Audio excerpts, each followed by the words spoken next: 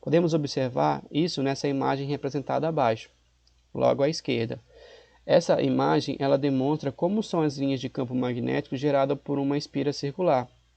Podemos ver que o campo magnético ele vai ter uma rotação no sentido horário, indo do polo norte para o polo sul, onde no polo norte, por características, as linhas de campo magnético terão sentido saindo da espira, e no polo sul vai ser contrário, ela vai estar indo em direção à espira.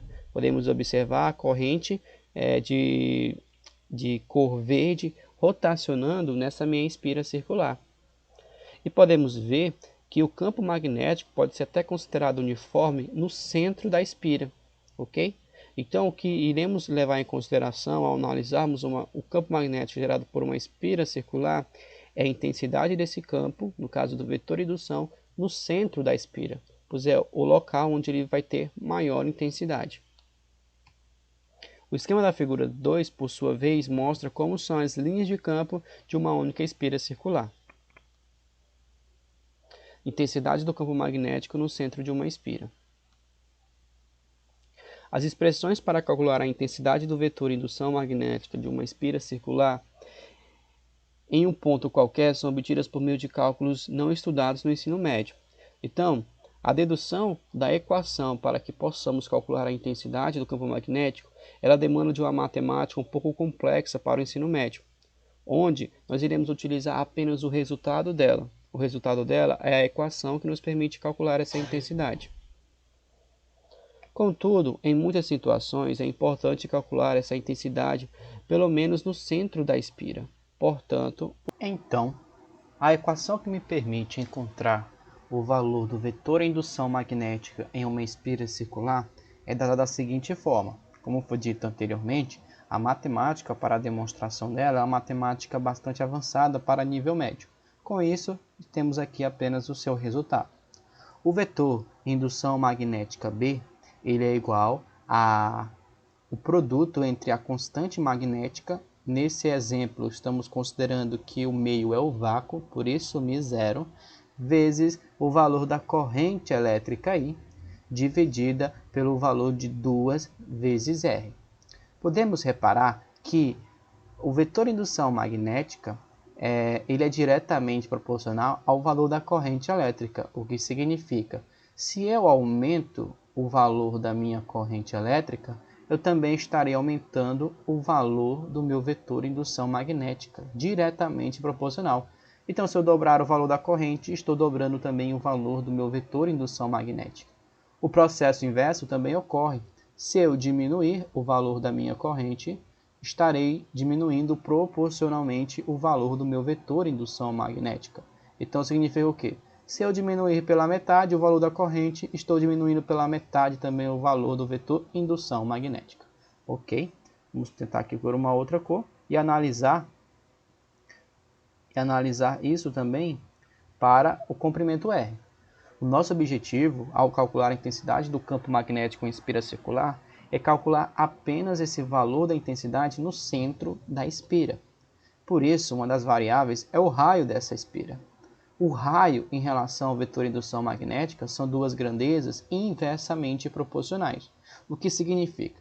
Significa que quanto maior for o valor do raio, menor será o valor da minha indução magnética. Quanto menor for o valor do raio, maior no caso, como são inversamente proporcionais, maior será o valor da minha indução magnética. Em números, significa o quê?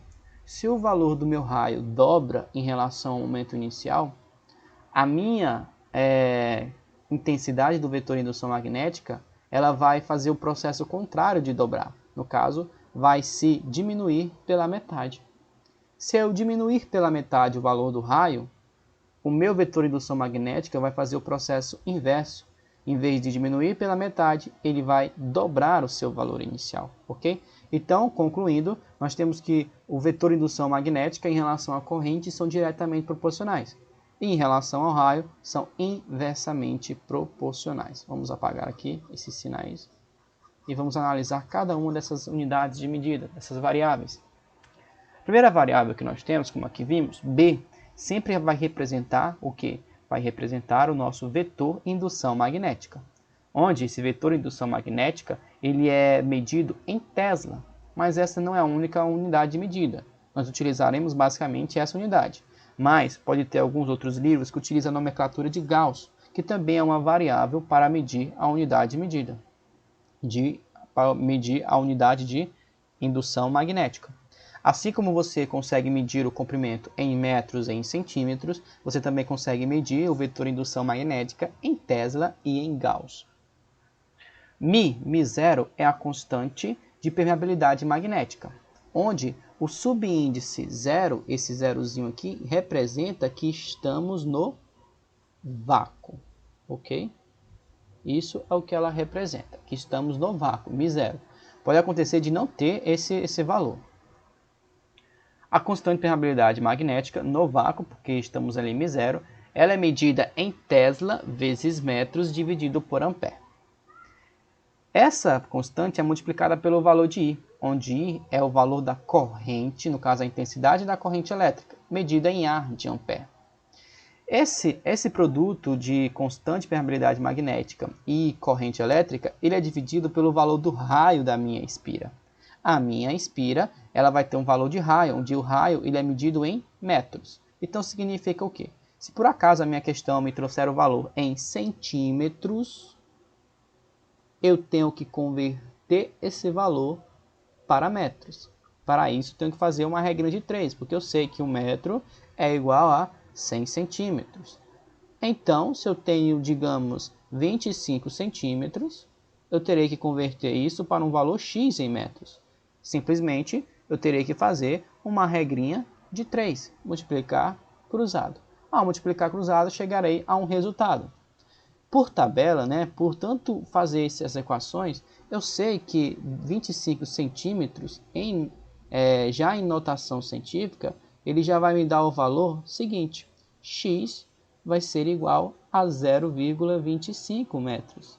E em notação científica, isso é igual a 2,5 vezes 10 elevado a menos 1 metro. Então, isso aqui eu já sei de tanto realizar esse processo aqui, ok? Mas se você quiser provar, é apenas realizar essa pequena operação, ok? Então, chegamos ao fim de nossa aula. Espero que todos tenham aprendido, Nós vimos hoje o conceito de campo magnético gerado em uma espira circular. Na aula passada nós tínhamos visto o quê? Nós tínhamos visto o campo magnético gerado por um fio retilíneo. Num fio retilíneo, a equação era que B, vetor de indução magnética, igual a μ0 vezes I dividido por 2π vezes o valor de D, que é a distância. Já na aula de hoje, nós vimos que quando deformamos esse fio para uma espira circular, nós temos que a equação se modifica. Continuamos com o μ0 vezes I, só que ao invés de termos 2π vezes D, nós temos apenas 2 vezes R, onde R é o valor do raio. Então, a principal diferença entre os dois é o termo que vai estar logo abaixo. E que termo que nós temos abaixo é o D e o π. Esses valores aqui são diferentes de uma equação a outra. Essa é de um fio retilíneo.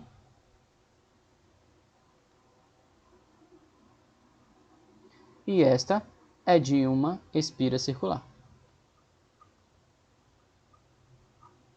Próxima aula, iremos ver o campo magnético gerado por uma corrente elétrica em um solenoide. Tchau e até a próxima.